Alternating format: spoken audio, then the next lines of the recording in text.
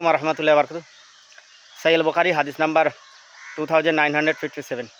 हज़रत मोहम्मद सल्लल्लाहु अलैहि वसल्लम फरमाए, जो मेरी इत्तिबा करेगी वो अल्लाह को मान लेगी, और जो मेरे इत्तिबा नहीं करेगी वो अल्लाह के साथ नाफरमानी करेगी। হাদিস সহিহ বুখারী হাদিস নম্বর 2957। প্রিয় নবী হযরত মুহাম্মদ সাল্লাল্লাহু আলাইহি ওয়াসাল্লাম বলেছেন, যে আমার ইত্তিবা অনুসরণ করবে সে আল্লাহকে মেনে নিল, আর যে আমার ইত্তিবা অনুসরণ করবে না সে আল্লাহর সঙ্গে নাফরমানি করলো। হাদিস সহিহ বুখারী। ব্যাখ্যা, নবী সাল্লাল্লাহু আলাইহি ওয়াসাল্লাম অনুসরণ করতে হবে। কোরআন সুন্নাহ, কোরআন আর সহিহ হাদিস অনুসরণ করে হযরত মুহাম্মদ সাল্লাল্লাহু আলাইহি ওয়াসাল্লামকে অনুসরণ করে আমাদের মুসলিম হতে হবে, সুন্নি হতে হবে, আশিকে রসুল হতে হবে। অন্যথায় শিরক কুফর আর বেদাত করে কোরআন হাদিস থেকে বাইরে গিয়ে আপনি ফতোয়া মেনে চুন্নি আশিকে রসুল হতে পারবেন না ভাই।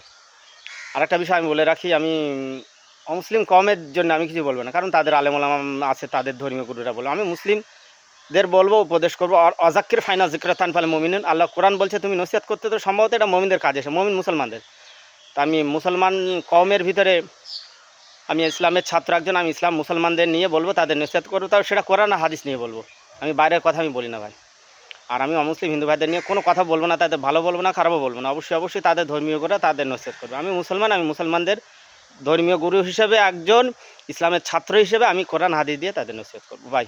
অবশ্যই এটা মনে রাখবেন। তবে হ্যাঁ, কোরআন আর সেই হাদিস এগুলো আপনি যদি এর থেকে কিছু উপদেশ গ্রহণ করতে চান আপনি নিতে পারবেন, কোনো সমস্যা নেই।